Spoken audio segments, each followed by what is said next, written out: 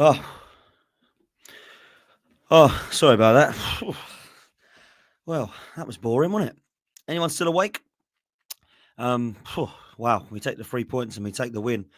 But that's got to be one of the most biggest games of dross that I've seen in a long time from two teams that seriously need big summers. My goodness. You can tell the lack of quality in both of these sides, can't you, right now? Big up to everybody that's here, by the way. I didn't go to the game today because I was on my way back from a stag weekend.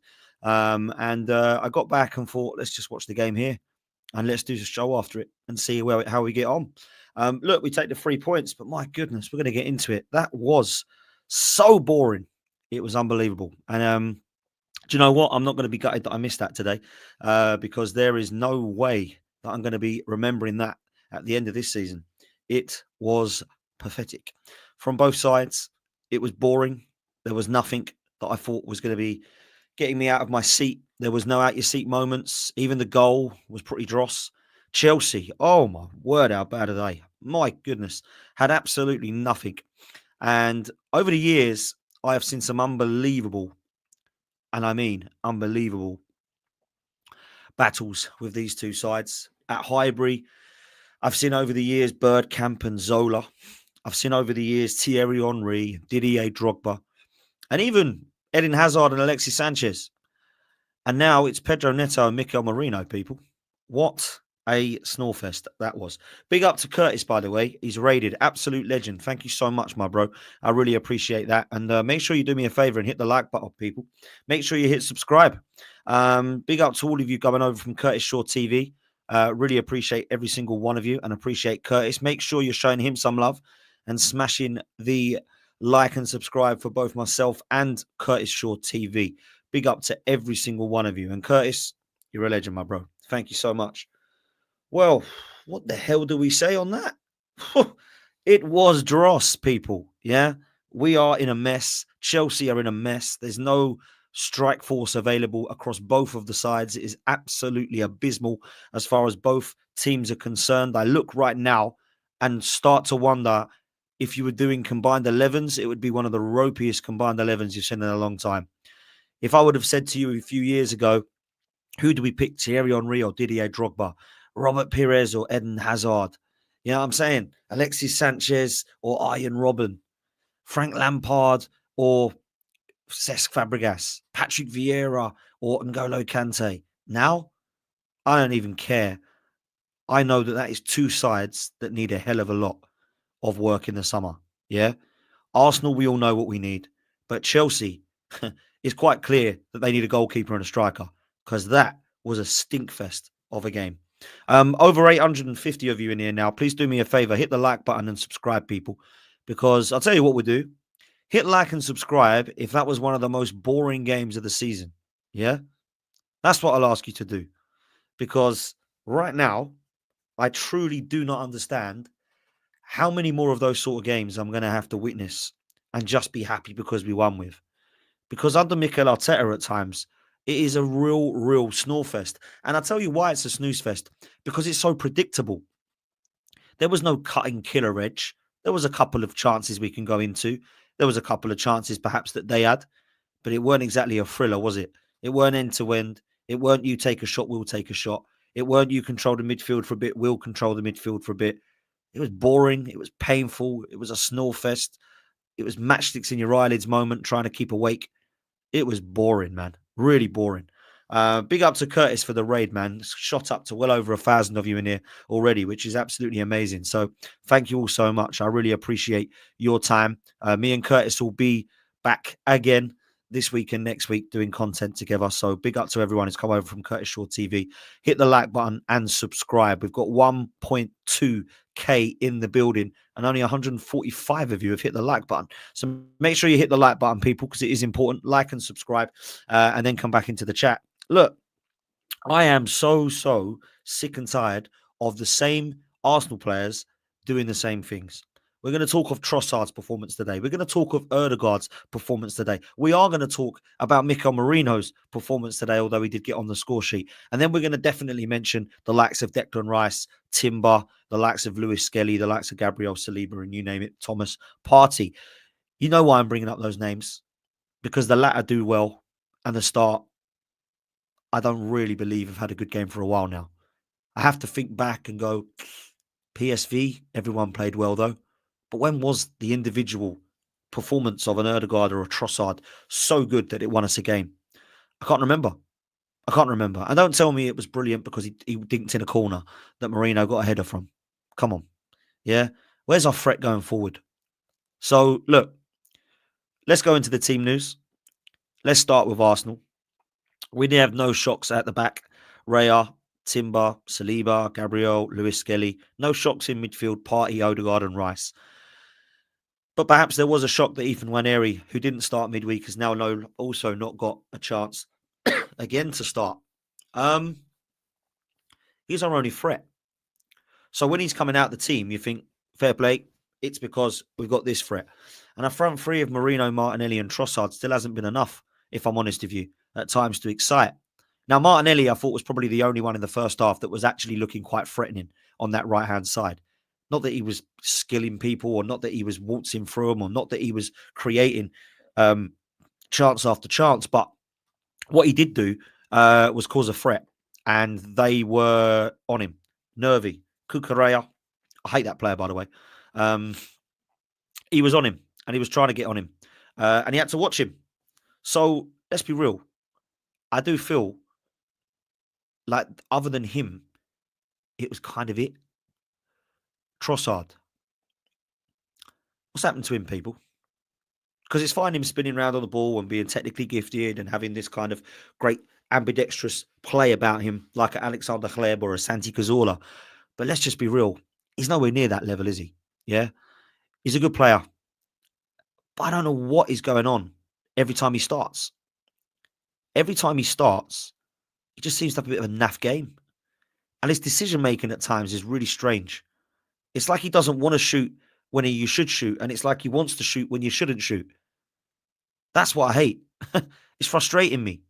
Because I look at the chances that we created today, the very bare minimum of them, and then I look at the half chances. And the reason they were half chances and didn't become a chance was because of Trossard's decision-making at times. Really poor last-minute balls, yeah? Poor weight of pass. Poor decision-making when to shoot and when not to shoot. Poor decision-making on passing instead of deciding to shoot. And I just feel like he's gone off a bit of a cliff, if I'm honest with you, Trossard. I've always been a fan. I'm struggling to stick up for his performances now, people. It's been really bad every time he's been in the false nine starting. He's been bad when he starts on the left starting. He was bad in the Odegaard position starting when he was injured. And I don't think he's ever really done much in the attacking eight. And there's been times where he's played on the right-hand side and he's just becoming a little bit of a mediocre player. And if I'm honest with you, looks like his head might be on the beach and he might be looking at having a bit of a flirt with Saudi in the summer, in my opinion, Trossard. People are talking about Martinelli maybe going. People are talking about Trossard maybe going. Jesus maybe going. I think out of those three, the one that's most likely to go is Trossard, you know. I look at the performances and I just don't really understand how you can be in a position where you believe Trossard should remain at the club long term because he's rejected a contract. He's got 1 year left. You're probably going to get 30 to 40 million from Saudi tops. Take that money and try and upgrade on him because I've not been impressed. I really haven't. And it's been so bad. It really has. It really has. Big up to Emma in the chat, by the way, because they've done a great job today against Spurs. Spurs have been Spursy, which is always good. So big up to you, Emma. Big up to Fulham. And big up to everyone else in the chat.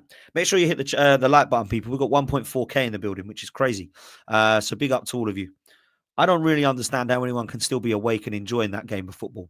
But we take the 3 points. Let's concentrate on the goal. The goal itself was set piece again. The first set piece we've scored since December against Fulham away. And if I'm honest with you, it was a delightful ball from Erdegaard. And I don't know if Marino's just kind of tried to do that kind of Steve Bold flick towards Tony Adams. But Mikel Marino does get the flick and he has flicked it across and it's ended up going perfectly over the head of Sanchez and all the Chelsea defenders. And it nestles into the bottom corner. Now, we've got to say fair play. And Chelsea will be disappointed because if I'm honest with you, they've got into a scenario where they've been a bit of a joke at the back. But one thing I will say is there's not really much that they could have done there. Goalkeeper-wise, I'm not sure. It's gone over his head, but Marino gets a good flick. Yeah, he couldn't come out and claim it because it was near post.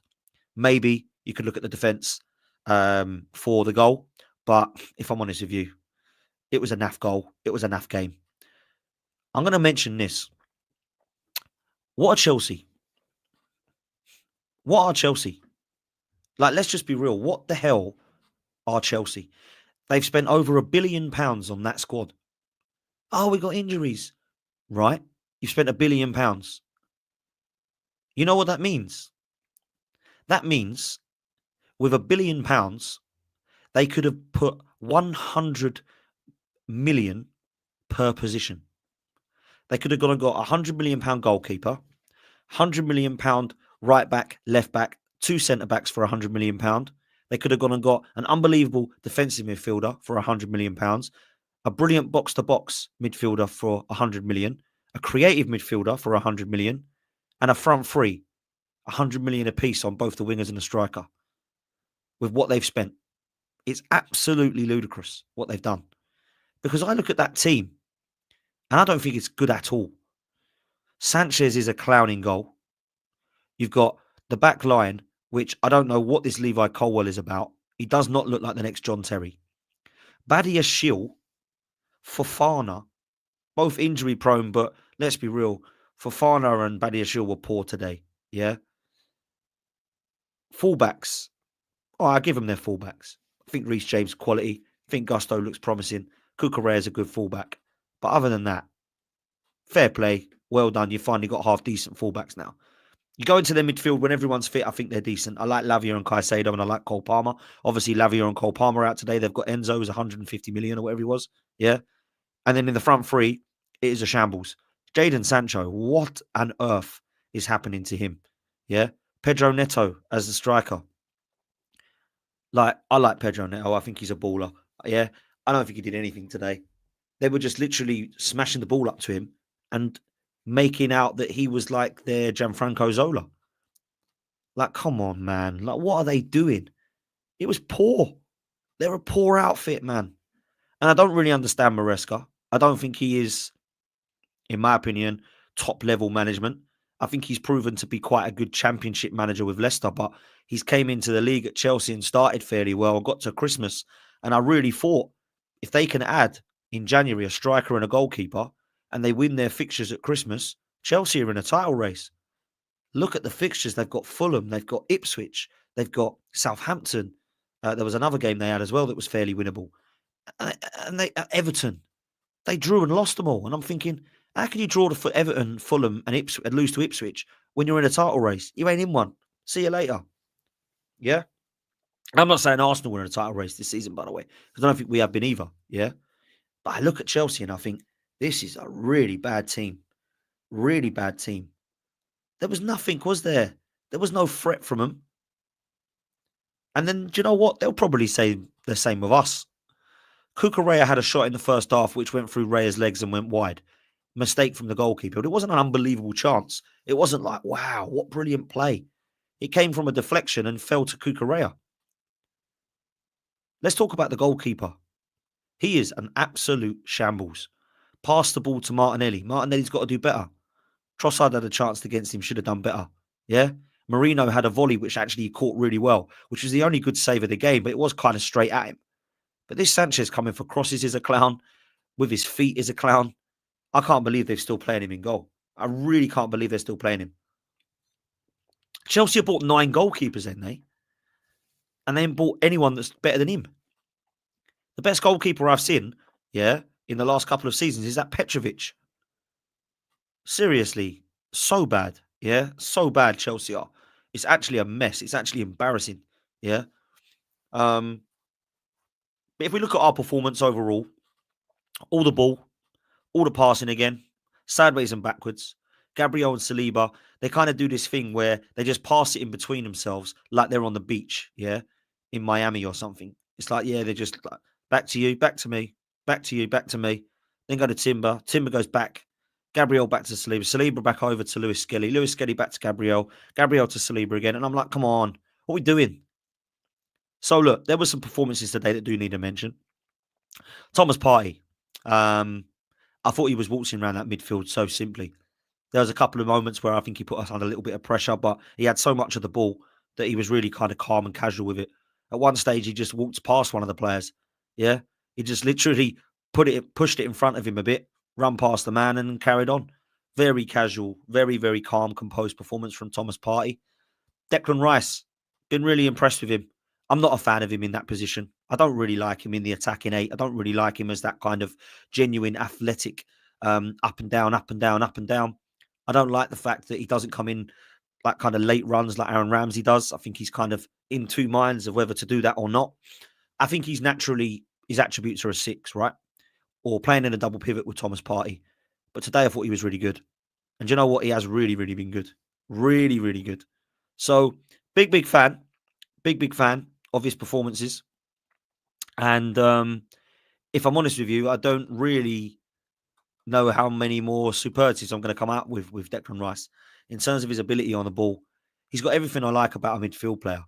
He really has. Yeah.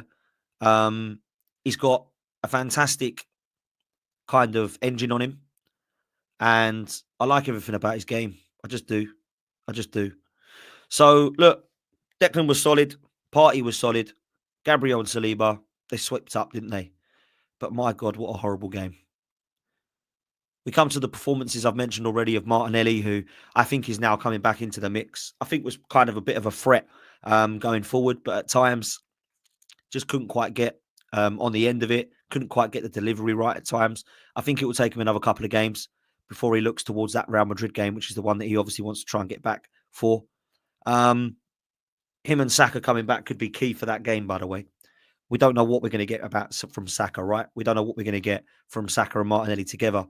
But that's the only glimmer of hope that any of the Arsenal fan base has got. Because if that's the front line against Real Madrid, it's going to be poor.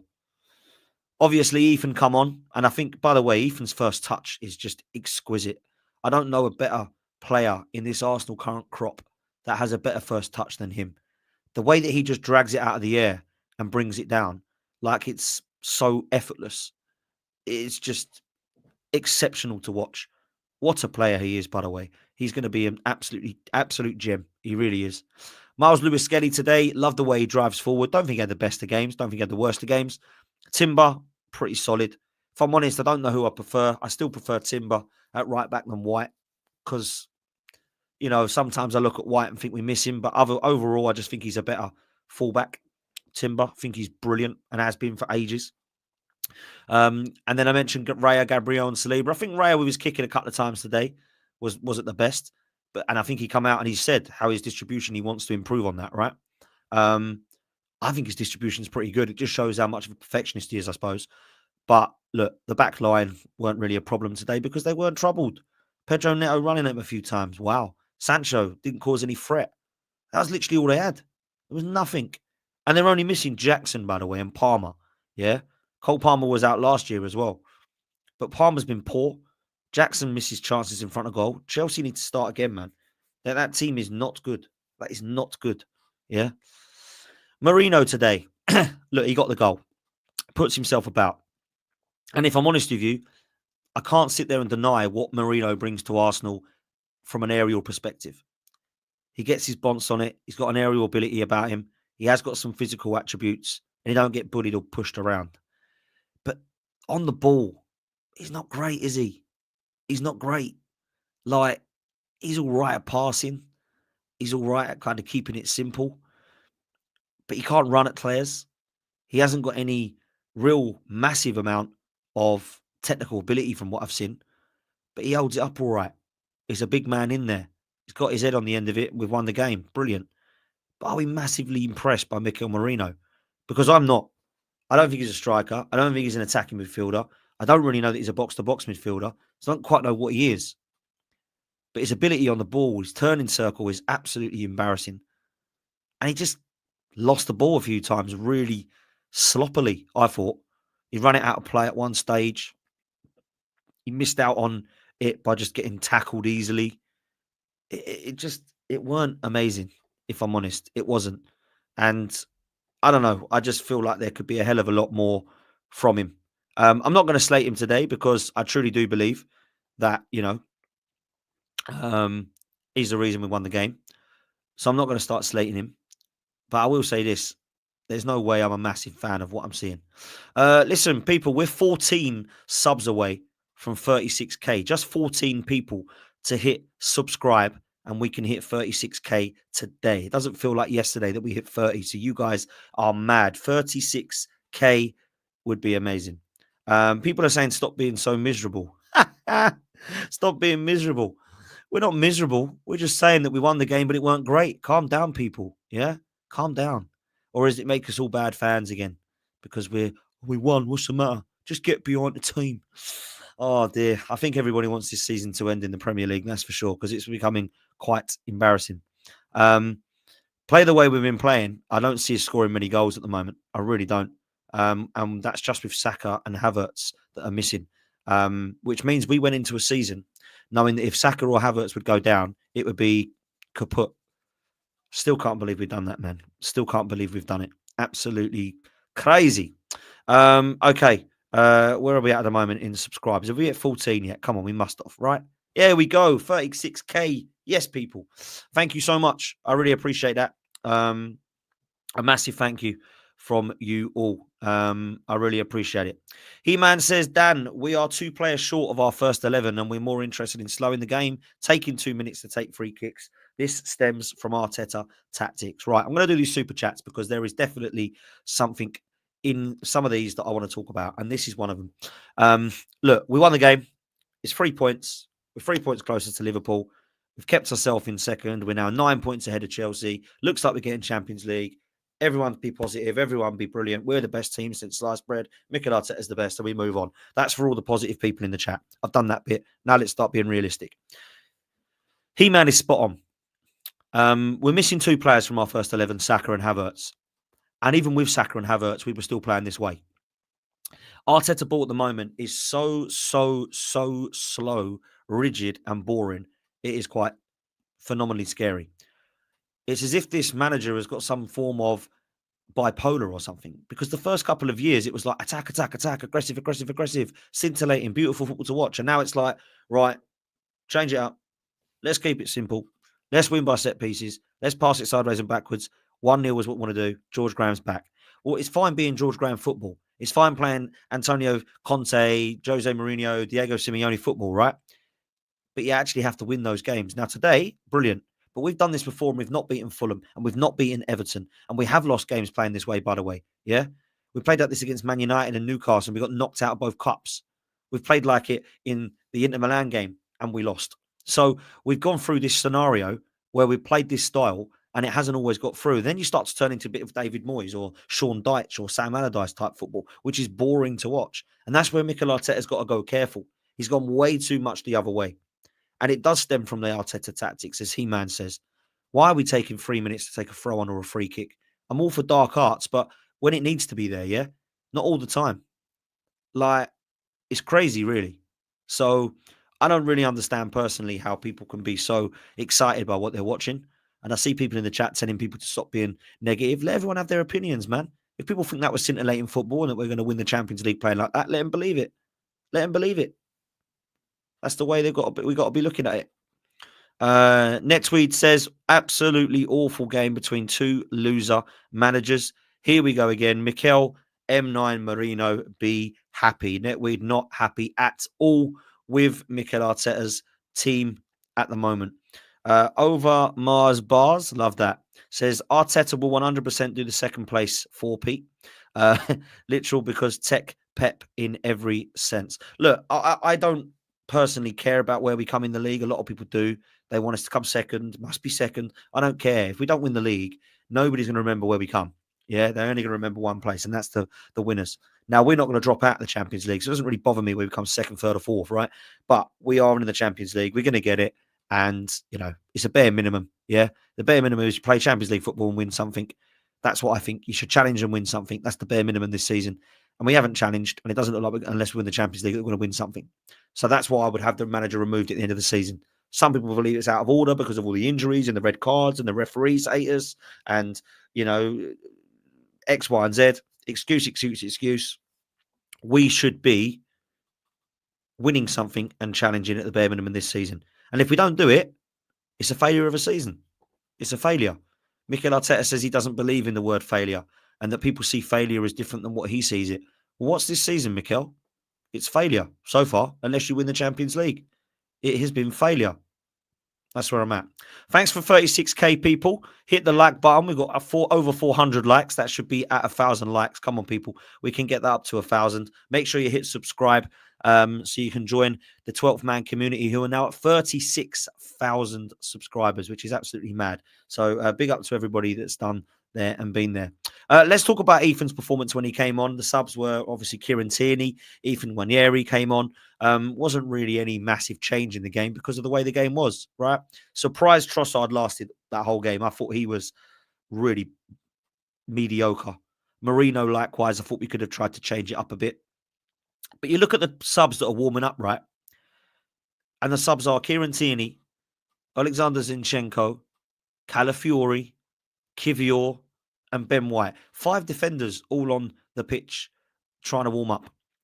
Now, when you're on the sidelines and those 5 are the options you've got, with Jorginho to add into that as number 6, the only players that have got any form of something about them are 2 kids in Cabia and Butler Oyedeyi at the moment, and obviously Ethan Nwaneri. They're the only ones that we've got that we can bring on. Raheem Sterling is, of course, the other option when we're not playing Chelsea, but obviously he wasn't available today. So we're in a scenario where there's nobody to bring on whatsoever, unless you want to put Kieran Tierney left wing. And then, of course, Ethan Nwaneri come on. It's been terrible. Absolutely terrible for ages. But this is what we let ourselves in for. This is how we've left ourselves, yeah? Cal's called a big up to you. Says the decision-making during transition is horrendous. We have such a big summer ahead. Some of our players lack serious quality. Let's talk about the latter first. Yes, they do lack serious quality, and I'm with you, Cal. But the manager definitely has to be put to blame for some of that as well. Because I've seen Martinelli get 15 goals. I've seen Saka get 30 GA. I've seen Martin Odegaard get 15 goals. I've seen our strikers get 10 to 15 goals. And none of that's happening this season. Now, Saka's not going to get 30 because of his injury, but the others aren't going to get it because they haven't been good. Martinelli's definitely not developed under Mikel Arteta. Martin Odegaard has got problems with his creativity at the moment. And if I'm honest with you, it was another stinky game from him. Marino up top. He's not going to get 15 goals. Havertz isn't going to this season. Martinelli. Trossard. He got 15 goals last season. I think he's got like 7, ain't he? So I ain't interested in anybody telling me that we are good going forward, because we really are not good going forward. And nobody can say that. And I'd be honest with you, I don't really know anyone that is saying we're good going forward, because everyone knows that we're not. Decision making during transition is horrendous. I like Partey and I like Rice, but Odegaard and co from forward, once it gets there, blank. Blunt as a spoon, no creativity. And I look at Martin Odegaard's performance again today and I think, right, can I just ask a question? How difficult was that for Odegaard today against a poor Chelsea side? Because it made it look really hard work. Like, he didn't want to put any balls forward. There was no weight of pass from him. There was no vision. There was no creativity. There was no spark. There was no drive forward. It was just pass out wide, pass back to Odegaard. Odegaard back to Partey to Rice. We go up the left. Martinelli, hit a blank. Trossard, hit a blank. Come back, go to Odegaard. Odegaard back out the right again. What's he going to try and do? Can he thread this through? We can't, because Marino's standing there. Odegaard's really disappointed me this season. And in fact, I think he's the one that's disappointed me the most. I'm not going to say he's been one of the worst players. Certainly hasn't been one of the best. That's for sure. Yeah. Huge summer ahead. Well, we keep hearing, don't we, that we've got £300 million to spend. We've got £300 million to spend, Dan. It's going to be incredible. We're getting Isak. We're getting Bruno Guimaraes. We're getting Lautaro Martinez. Sesko's coming. Nico Williams is coming. Lookman's coming. Cunha's coming. Well, that's 6 forwards. We ain't going to buy 6 forwards, are we? Yeah. This is a massive summer. Zubamendi's coming. We've got this player coming in. Look, I hope we have, because we need it. Yeah, we need it. And Andrea Berta must be looking now thinking, crikey, is this what we got going forward? Marino, Sterling, Tierney coming on left wing, Zinchenko coming on attacking midfield. What is happening at Arsenal? And that's what he's going to be looking at. Now, Andrea Berta's got a real big decision to make. I don't think he's been interviewed to say, this is who we're getting. Are you okay with that? I think he's been interviewed and accepted the job because he's coming in saying, right, I'm more than happy to work alongside the manager with the players you want, but you 100% have to be looking at what I'm after, and that is XYZ. Shrewd business, brutal, ruthless business, going up to Newcastle and saying, leave it with me, I'll get Isak done. Going up to the likes of Atalanta and saying, let's get Lookman done. Going up to Wolves and saying, let's bring in Cunha finally. Getting Zubimendi across the line. Walking up to an Aston Villa and saying, here's Morgan Rogers. Oh, what do you think this is? Football Manager, FIFA? Well, we're being told we've got 300 million. So there we go. Go get those players. This is what I mean. Like, people have got to be ruthless now. We've got to be realistic, but we've got to be ruthless. None of those names would say no to Arsenal. You think Morgan Rogers would go, oh, no, thanks, I'll stay in Aston Villa, please, and fight for Europe. Zubimendi, what, he wants to stay at the Real Sociedad. Nico Williams or Lookman aren't going to leave Athletic Bilbao or Atalanta come to Arsenal. Isak and Bruno G aren't going to leave Newcastle come for us. We're not trying to get these players off Real Madrid or Manchester City or Liverpool here. We're trying to get them from teams that are below us in lower divisions, in other leagues that are worse than us. These should be realistic targets for Arsenal. And it's clear what we need. Everybody knows we need a striker. Everybody knows we need a left winger. Everybody knows we need a creative player. Everybody knows we need a box-to-box player. Come on, man. Everyone knows this. Big up to you, Cal. This comes in from Peter. Peter says, give Arteta one more year with a good window. Sesko, Zubimendi, Cunha. He does not win the league next season, then change. A lot of people are in this boat. And if I'm honest, I do feel like there is the possibility for fans to believe this is the last chance. Now, I've already given up with it. I don't think that I'm not convinced he's the guy. But a lot of people have said that they think this is the last season of Mikel Arteta's excuse of, let's get you across the line now with striker and winger. And if we don't do it, and he does be brought in the side and we don't get across the line, then a lot of people will say, right, that's the time now. Now, personally, Peter, I don't think that is a great window. Sesko is a okay striker, but is he going to take us across the line? Is he going to get us 25 goals a season? Not for me. Zubimendi is a good player, but is Cunha going to be the guy that starts at Arsenal up top and scores the 15, 20 goals a season that we need? I don't know that he is. So those would be good players, but I need to see more than just that. Yeah. I need to see, if we're getting Cunha, Sesko and Zubimendi, I need to see a proper athletic box-to-box player like Morgan Rogers coming in or Reinders. I need to see up top or off left wing, somebody that's going to come in alongside that like Ademola Lookman. That's what I need to be seeing. So, yeah, I don't want that, to be honest, as the window. I think that would be a poor summer. So I think we could do a hell of a lot more. But big up to you for the super chat. I do appreciate it. Guys, let's hit the like button. Let's hit subscribe. Let's get it up to 1,000 likes. Come on, people. I'm sure we can do that. Let's look forwards, shall we?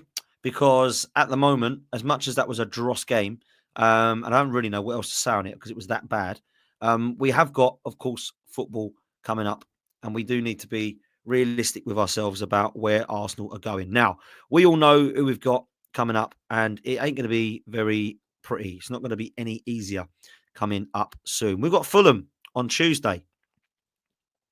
We've got Fulham. And so on Tuesday, because I'm just looking at it now. Tuesday, April the 1st. Now, the reason I say look into the future is because we now have an international break and we can sit and relax. But can we? Because we do not need any more injuries. We just don't. We can't have any injuries whatsoever. Now, I look at the players at the moment that are going away on international break, and I think fair play to Miles Lewis-Skelly. Fair play to the likes of the guys that go and play for their club. But in the back of their mind, they need to be thinking, we've got Real Madrid soon. And we all want to play. And everybody has to play. Yeah? So, international break. Let's hope that nobody gets injured. Let's hope that we've not got a scenario where we have to look now and think, who is going to be coming back fully fit? Let's not get any. I don't want Trossard getting injured. I don't want Ødegaard getting injured. I don't want Rice getting injured. Partey. I can't see the likes of Lewis-Skelly getting a call up and then getting a knock. I don't want Saliba or Gabriel getting knocks. I don't want Martinelli, who's been called up, by the way, getting a knock. I need to see everybody back fit. That is where we are at. When we do come back from the international break, right, we got Fulham on Tuesday, April the 1st. It's a midweek game. Very difficult. Just beaten Spurs. Big up to them. And they're a team that I've had a lot of time for and respect for over the years. And I think Marco Silva's done fantastic. I think this is going to be very hard. We should have beat them. Last minute, I thought we were going to score. Obviously, it was ruled out. Yeah, it was 1-1. We didn't play great. Kivior got done. Raul Jimenez scored. And we should have won the game. But we didn't. And it's going to be hard. We know what they're doing. They ain't coming to play football. They're going to come and make it very difficult for us. Because Silva is very good tactically. And I think has been quite underrated and underappreciated whenever he's been at Hull or Everton or wherever he's been. He's come to Fulham. He hasn't done wonders with the transfer window. He's brought in decent players. They've got a good squad. We always respect them because there's Haaland 2.0, as everyone says, right? With Smith Rowe and with Iwobi and with Leno and with other players like this. For me, I think this will be tough. And I actually think there might be an opportunity for us to drop points here. And I don't want that to be the case. I really don't. But it might be. It might be. A lot of people have said that they think we'll win. I actually think we might nick this one a little bit like we did today. But I don't think it's going to be pretty. I really don't think it's going to be pretty at all. Big up to Steve, big Fulham fan. Steve and Emma, well done for beating Spurs today. This is London tonight at 7:30. Will be fun with Lawless, D, Don, and Deji and myself. So we will be taking a little bit of a look and a chat about some of the games this weekend for sure. After Fulham, we've got Everton away. And that Everton away game, I expect to make some changes. Do you know why? Because we've got Real Madrid on the Tuesday. Everton, 12:30 on the Saturday. Real Madrid, Tuesday, April the 8th. And now the reason I believe that it's not a bad thing we're playing them first is because if we were playing at the Bernabeu first, we could be out by the time we get to the second leg. We need to be in this competition with a great opportunity of taking a lead to the Bernabeu. But with that front three, I ain't too confident. Now, by the time we play, hopefully, Saka is only missing the Fulham and Everton games and he's back for Real Madrid. That's what I think they'll do. Whether you believe that's the right case, I personally don't if he's not 100% fit, but I think that's what will happen, right? That's what I will say. Chris said, did any Chelsea players impress you today? Not really. Enzo and Caicedo have played a bit better of late, but I wasn't massively impressed by them. Kukurea is horrible to play up against. Reece James is a very good player. Other than that, I thought they were pretty rubbish, if I'm honest with you. And Chelsea are a mess. And if you go back to the start of the video, you'll understand why, because I went through it. I think spending that much money on a Chelsea side and making it that bad is shocking, if I'm honest with you. Shocking. But what do I know? Look, the Real Madrid game we look towards, and I'll do more stuff towards that game. But I'll say this, if we want any chance of going through, we need to be leading by 2 goals going into the Bernabeu. And I don't see that happening. Even 1-0 you'd take, but you're not a given. I think Saka will play, and I think that gives everybody a chance of a moment's player. But that's literally all we've got. So that's where I'm at. I don't know that there's anything I can say more on the Premier League, other than ending by saying that this has been a shambles of a Premier League season. We have not been anywhere near good enough.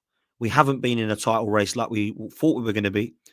We find ourselves 12 points behind Liverpool, which I think is just absolutely crazy. And we haven't really been in a title race, have we? So we've just got to be realistic with ourselves. We just have to. It's not good. It's not good at all. And I'm not happy with our season in the Premier League. I think it's been really poor. I don't think there's anyone that can disagree with that. I know people think I'm negative, but I just don't think it's been a good Premier League season. I don't think it's been good quality. I don't think Arsenal have been good enough. I don't think there's been a team that's other than of course Liverpool that have looked half decent, and it's poor. We just got to say it how it is. It's poor. Sorry if people don't like it, but it is poor. There's been rubbish teams at the top, which is why Brighton, Forest and Bournemouth, with no disrespect, Fulham as well, are all looking like they can get Europe, because it's not all of a sudden they're brilliant. It's all of a sudden we've dragged down to their level, so it's more competitive. Look how bad Chelsea are. Villa and Newcastle. You look at them and you think, oh, they're quite good on paper. They haven't been great this season. Yeah? Arsenal haven't been great. Man United and Spurs, look at the state of them. Yeah, West Ham. Even Palace now picking up, but they were at a shocking start. Yeah, Manchester City. Awful. It's not been good. And people say the Premier League is brilliant now. It's so much better because it's more competitive. No, the reason it's more competitive is because it's worse. Yeah? Look at the state of today. Marino and Pedro Neto as the strikers of Chelsea and Arsenal. Are you mad? I remember growing up, we had Kanu and Wiltord backing up Henry and Bergkamp. Before that, it was Bergkamp, Ian Wright, Paul Merson, and Alan Smith. Now look at it. My God. Havertz and Jesus when everyone's fit is Arsenal strike force. Nicholas Jackson and Nkunku is Chelsea's. Even Darwin Nunez and Jota isn't the Michael Owen and Robbie Fowler of Liverpool's day, is it? Manchester United used to have Solskjaer and Sheringham backing up Andy Cole and Dwight York. Now they've got a front three of Garnacho, Xerxes and Hoyland. What are we doing here? Like it's mad for people to actually stick up for this and think, oh, it's so much better now. We're really, really impressed by it. It's absolutely madness, in my opinion. Listen, people, we're going to wrap up there. We're going to redirect you over to Highbury Squad. So go show Sophie some love. She's live now talking about all things Arsenal. So we'll keep the content for Arsenal flying for you all. Going to redirect you over there. Go show her some love and go spam the chat saying Dan Potts sent me. Dan Potts raid. This is the last super chatter today, which is from Curtis Jones. You've been playing like this for the last 2 years. You didn't drop off. Everyone else got better. Embarrassing entitlement. Look, I understand that Liverpool fans are going to think it's out of order and we're having a dig at them. I will not have a dig at you by saying that you do not deserve to win the league. Liverpool absolutely deserve to win the league and should win the league this season. But doesn't mean the Premier League's good. The Premier League has been poor. Yeah, really poor. Go show Sophie some love. Dan Potts sent me 12th man raid. Dan Potts raid. And we will see you next time, people. 7:30. This is London tonight on this channel. Do not miss it.